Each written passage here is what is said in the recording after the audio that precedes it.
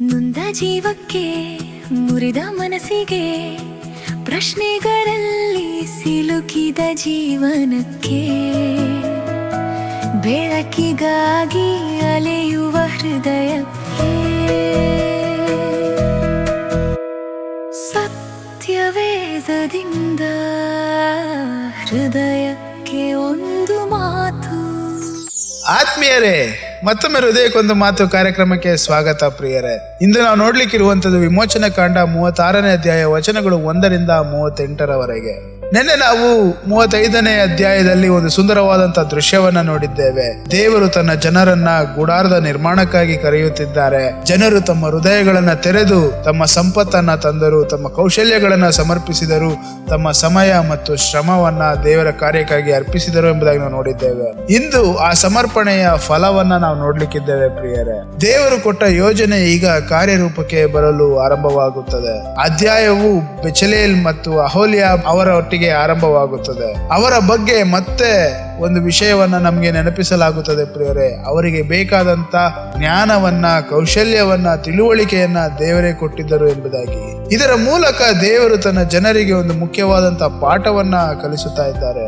ಅಂದರೆ ದೇವರು ಕರೆಯುವವರನ್ನ ಖಾಲಿ ಹಸ್ತರಾಗಿ ಕಳಿಸುವುದಿಲ್ಲ ಎಂಬುದಾಗಿ ಪಾಠ ಹೇಳುತ್ತದೆ. ಪ್ರಿಯರೇ, ಯಾವ ಕೆಲಸಕ್ಕೆ ಕರೆಯುತ್ತಾರೋ ಆ ಕೆಲಸಕ್ಕೆ ಬೇಕಾಗಿರುವಂತ ಕೃಪೆಯನ್ನ ಮತ್ತು ಸಾಮರ್ಥ್ಯವನ್ನ ಕೊಡುವಂತ ದೇವರಾಗಿದ್ದಾರೆ. ಅದಾದ ನಂತರ ಈ ಅಧ್ಯಾಯದಲ್ಲಿ ಕೇವಲ ಕೆಲಸಗಾರರ ಬಗ್ಗೆ ಮಾತ್ರ ಮಾತಿಲ್ಲ. ಪ್ರಿಯರೇ, ಜನರ ಹೃದಯಗಳ ಬಗ್ಗೆಯೂ ಮಾತಿದೆ. ಪ್ರತಿದಿನ ಜನರು ಕಾಣಿಕೆಗಳನ್ನ ತರುತ್ತಿದ್ದರು. ಗಮನಿಸಿ, ಒಂದು ದಿನ ಉತ್ಸಾಹದಿಂದ ಕೊಟ್ಟು ನಂತರ ನಿಂತು ಬಿಡಲಿಲ್ಲ. ದಿನದಿಂದ ದಿನಕ್ಕೆ ಮತ್ತೆ ಮತ್ತೆ ತರುತ್ತಾ ಇದ್ದರು. ಪ್ರಿಯರೇ, ಇದು ಕ್ಷಣಿಕ ಭಾವೋದ್ವೇಗಗಳಲ್ಲ, ದೇವರ ಮೇಲಿನ ಪ್ರೀತಿಯಿಂದ ಬಂದಂತ ಸಮರ್ಪಣೆ. ಯಾಕೆಂದ್ರೆ ಅವರು ಕೇವಲ ಒಂದು ಕಟ್ಟಡವನ್ನು ನಿರ್ಮಿಸುತ್ತಿರಲಿಲ್ಲ, ದೇವರು ತಮ್ಮ ಮಧ್ಯದಲ್ಲಿ ವಾಸಿಸುವ ಸ್ಥಳದ ನಿರ್ಮಾಣದಲ್ಲಿ ಪಾಲ್ಗೊಳ್ಳುತ್ತಿದ್ದರು. ಸ್ವಲ್ಪ ಸಮಯದ ನಂತರ ಒಂದು ವಿಚಿತ್ರವಾದಂತಹ ಘಟನೆ ನಡೆಯುತ್ತದೆ. ಪ್ರಿಯರೇ, ಕೆಲಸಗಾರರು ಮೋಶೆಯ ಬಳಿಗೆ ಓಡಿ ಬರುತ್ತಾರೆ. ಓಡಿ ಬಂದು ಜನರು ಬೇಕಾಗಿರ್ತಕ್ಕಂಥ ಅಗತ್ಯಕ್ಕಿಂತ ಹೆಚ್ಚಾಗಿ ತರುತ್ತಾ ಇದ್ದಾರೆ, ಅವರನ್ನ ನಿಲ್ಲಿಸು ಎಂಬುದಾಗಿ ಕೇಳುತ್ತಾರೆ. ಇದು ಎಂತ ಅದ್ಭುತವಾದಂತ ದೃಶ್ಯ. ಸಾಮಾನ್ಯವಾಗಿ ಕೆಲಸಗಳು ಸಂಪನ್ಮೂಲಗಳ ಕೊರತೆಯಿಂದ ನಿಲ್ಲುವಂತದ್ದನ್ನ ನಾವು ನೋಡುತ್ತೇವೆ. ಆದ್ರೆ ಇಲ್ಲಿ ದೇವರ ಜನರ ಉದಾರತೆಯಿಂದ ಕೆಲಸಗಾರರು ಆಶ್ಚರ್ಯ ಪಡುತ್ತಾ ಇದ್ದಾರೆ ಎಂಬುದಾಗಿ ನಾವು ನೋಡುತ್ತಾ ಇದ್ದೇವೆ. ಕೊನೆಗೆ ಮೋಶೆ ಒಂದು ಪ್ರಕಟಣೆಯನ್ನ ಮಾಡಿಸುತ್ತಾನೆ, ಇನ್ನು ಯಾರು ಕಾಣಿಕೆಯನ್ನ ತರಬೇಡಿ ಎಂಬುದಾಗಿ. ಬಹುಶಃ ಸತ್ಯವೇದದಲ್ಲಿ ಕಾಣುವ ಅತ್ಯಂತ ಅಪರೂಪದ ಪ್ರಕಟಣೆಗಳಲ್ಲಿ ಇದು ಒಂದು ಆಗಿರಬಹುದು. ಯಾಕೆಂದ್ರೆ ಜನರು ಈಗಾಗಲೇ ಬೇಕಾದಷ್ಟು, ಸಾಕಾದಷ್ಟು ಕೊಟ್ಬಿಟ್ಟಿದ್ದಾರೆ. ವಾಸ್ತವವಾಗಿ ಅಗತ್ಯಕ್ಕಿಂತಲೂ ಹೆಚ್ಚು ಕೊಟ್ಟಿದ್ದಾರೆ. ಈ ದೃಶ್ಯ ನಮಗೆ ಒಂದು ಮಹತ್ವದ ಸತ್ಯವನ್ನ ಕಲಿಸುತ್ತದೆ. ಪ್ರಿಯರೇ, ದೇವರ ಕೃಪೆಯನ್ನ ನಿಜವಾಗಿ ಅನುಭವಿಸಿದ ಹೃದಯ ಕೊಡುವುದನ್ನ ಭಾರವೆಂದು ನೋಡುವುದಿಲ್ಲ, ಅದನ್ನ ಒಂದು ಅವಕಾಶವೆಂದು ನೋಡುತ್ತದೆ. ದೇವರ ಕಾರ್ಯದಲ್ಲಿ ಪಾಲ್ಗೊಳ್ಳುವ ಸೌಭಾಗ್ಯವೆಂದು ನೋಡುತ್ತಾರೆ. ಅದರ ನಂತರ ಅಧ್ಯಾಯವು ಗುಡಾರದ ನಿರ್ಮಾಣದ ವಿವರಗಳನ್ನ ವಿವರಿಸುತ್ತದೆ. ಪರದೆಗಳು ತಯಾರಾಗುತ್ತವೆ, ಅವುಗಳ ಮೇಲೆ ಕೆರೂಬಿಯರ ಆಕೃತಿಗಳನ್ನ ನೇಯಲಾಗುತ್ತದೆ, ಮರದ ಚೌಕಟ್ಟುಗಳನ್ನ ತಯಾರಿಸಲಾಗುತ್ತದೆ, ಪರದೆಗಳನ್ನ ಜೋಡಿಸಲಾಗುತ್ತದೆ. ಒಟ್ಟಾರೆ ಗುಡಾರದ ರಚನೆ ರೂಪುಗೊಳ್ಳಲು ಆರಂಭವಾಗುತ್ತದೆ. ಈ ವಿವರಗಳನ್ನ ಓದುವಾಗ ಕೆಲವೊಮ್ಮೆ ನಮಗೆ ಅವು ಕೇವಲ ತಾಂತ್ರಿಕ ಮಾಹಿತಿಯಂತೆ ಕಾಣಬಹುದು.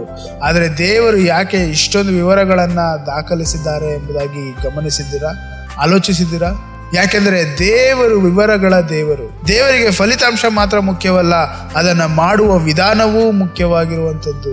ಅಂದರೆ ದೇವರ ಜನರು ದೇವರ ಮಾತಿನ ಪ್ರಕಾರವೇ ಕೆಲಸ ಮಾಡುತ್ತಿದ್ದಾರೆ ಎಂಬುದಾಗಿ ತೋರಿಸುವಂಥದ್ದಾಗಿದೆ. ಇದು ನಮ್ಮ ಜೀವನಕ್ಕೂ ಅನ್ವಯಿಸುತ್ತದೆ. ಪ್ರಿಯರೇ, ಕೆಲವೊಮ್ಮೆ ನಾವು ದೊಡ್ಡ ವಿಷಯಗಳಲ್ಲಿ ದೇವರಿಗೆ ವಿಧೇಯರಾಗಲು ಪ್ರಯತ್ನಿಸುತ್ತೇವೆ, ಆದರೆ ಸಣ್ಣ ಸಣ್ಣ ವಿಷಯಗಳನ್ನ ನಿರ್ಲಕ್ಷಿಸುತ್ತೇವೆ. ಈ ಅಧ್ಯಾಯವು ನಮಗೆ ನೆನಪಿಸುವುದೇನೆಂದರೆ, ನಿಜವಾದ ವಿಧೇಯತೆ ದೊಡ್ಡ ನಿರ್ಧಾರಗಳಲ್ಲಿ ಮಾತ್ರವಲ್ಲ, ದಿನನಿತ್ಯದ ಸಣ್ಣ ಸಣ್ಣ ವಿಷಯಗಳಲ್ಲಿಯೂ ಕಾಣಿಸಬೇಕು. ಇನ್ನೊಂದು ಸುಂದರವಾದ ಸಂಗತಿಯನ್ನು ಗಮನಿಸಿ, ಈ ಗುಡಾರವನ್ನ ನಿರ್ಮಿಸುತ್ತಿದ್ದವರು ಪ್ರಸಿದ್ಧ ರಾಜರು ಅಲ್ಲ, ದೊಡ್ಡ ಯೋಧರು ಅಲ್ಲ, ಸಾಮಾನ್ಯವಾದಂಥ ಜನರು. ಆದರೆ ಅವರು ತಮ್ಮ ಕೆಲಸವನ್ನ ನಿಷ್ಠೆಯಿಂದ ಮಾಡುತ್ತಿದ್ದರು ಮತ್ತು ಅವರ ಸಾಮಾನ್ಯ ಕೆಲಸವೇ ದೇವರ ಮಹಿಮೆಯ ಭಾಗವಾಗುತ್ತಿತ್ತು. ಇದರಲ್ಲಿ ಒಂದು ಪ್ರೋತ್ಸಾಹದ ಸಂದೇಶವಿದೆ. ದೇವರ ರಾಜ್ಯದಲ್ಲಿ ಯಾವುದೇ ನಿಷ್ಠಾವಂತ ಸೇವೆ ಚಿಕ್ಕದಲ್ಲ. ಪ್ರಿಯರೇ, ದೇವರ ಮಹಿಮೆಗಾಗಿ ಮಾಡಿದಂತ ಪ್ರತಿ ಒಂದು ಕೆಲಸಕ್ಕೂ ಮೌಲ್ಯವಿದೆ. ಹಾಗಾದ್ರೆ ಇಂದಿನ ವಾಗ್ದಾನ, ದೇವರು ತನ್ನ ಕಾರ್ಯಕ್ಕಾಗಿ ತನ್ನ ಜನರ ಮೂಲಕ ಕೆಲಸ ಮಾಡುತ್ತಾರೆ. ನಾವು ಸಮರ್ಪಿಸುವ ಸಣ್ಣ ಸಣ್ಣ ಸಂಗತಿಗಳನ್ನ ದೇವರು ತನ್ನ ಮಹಿಮೆಗಾಗಿ ಬಳಸುತ್ತಾರೆ.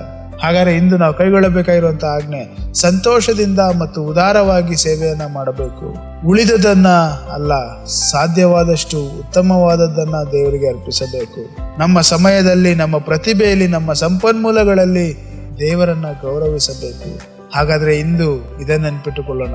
ಒಮ್ಮೆ ಚಿನ್ನದ ಕರು ಮಾಡಲು ತಮ್ಮ ಸಂಪತ್ತನ್ನ ಬಳಸಿದ ಜನರು ಈಗ ಅದೇ ಸಂಪತ್ತನ್ನ ದೇವರ ಮಹಿಮೆಗಾಗಿ ಬಳಸುತ್ತಾ ಇದ್ದಾರೆ. ಒಮ್ಮೆ ತಪ್ಪು ದಿಕ್ಕಿನಲ್ಲಿ ಹರಿದ ಹೃದಯಗಳು ಈಗ ದೇವರ ಕಡೆಗೆ ತಿರುಗಿವೆ. ಇದೇ ಕೃಪೆಯ ಕೆಲಸ. ದೇವರು ಕೇವಲ ನಮ್ಮ ಪಾಪಗಳನ್ನ ಕ್ಷಮಿಸುವುದಿಲ್ಲ, ನಮ್ಮ ಹೃದಯಗಳನ್ನ, ಅದರ ದಿಕ್ಕುಗಳನ್ನ ಬದಲಾಯಿಸುತ್ತಾರೆ. ಆದುದರಿಂದ ಇಂದು ನಮ್ಮನ್ನೇ ನಾವು ಕೇಳಬೇಕಾಗಿರುವಂತ ಪ್ರಶ್ನೆ, ನನ್ನ ಜೀವನದಲ್ಲಿ, ನಮ್ಮ ಜೀವನದಲ್ಲಿ ಇರುವ ಅತ್ಯುತ್ತಮವಾದದನ್ನ ನಾವು ಯಾರಿಗಾಗಿ ಬಳಸುತ್ತಾ ಇದ್ದೇವೆ? ನಮಗಾಗಿ ಮಾತ್ರ ಬಳಸಿಕೊಳ್ಳುತ್ತಾ ಇದ್ದೇವಾ ಅಥವಾ ದೇವರ ಮಹಿಮೆಗಾಗಿ ಬಳಸುತ್ತಾ ಇದ್ದೇವಾ? ಪ್ರಿಯರೇ, ಈ ಪ್ರಶ್ನೆ ಯಾಕೆ ಕೇಳಬೇಕೆಂದರೆ ದೇವರಿಗೆ ಸಮರ್ಪಿಸಲ್ಪಟ್ಟ ಜೀವನವು ಎಂದಿಗೂ ವ್ಯರ್ಥವಾಗುವುದಿಲ್ಲ ಪ್ರಿಯರು. ಹಾಗಾಗಿ ಮತ್ತೆ ಮುಂದಿನ ಸಂಚಿಕೆಯಲ್ಲಿ ಭೇಟಿಯಾಗೋಣ. ಅಲ್ಲಿಯವರೆಗೂ ದೇವರ ಮಹಿಮೆಗೋಸ್ಕರ ದುಡಿಯುವಂತಹ ಹೃದಯ ನಮ್ಮದಾಗಿರಲಿ. ಆಮೇಲೆ ದುಂದ ಜೀವಕ್ಕೆ, ಮುರಿದ ಮನಸ್ಸಿಗೆ ಬೆಳಕನ್ನು ಹುಡುಕುವ ಹೃದಯಕ್ಕೆ ಸತ್ಯವೇದದಿಂದ ಹೃದಯಕ್ಕೆ ಒಂದು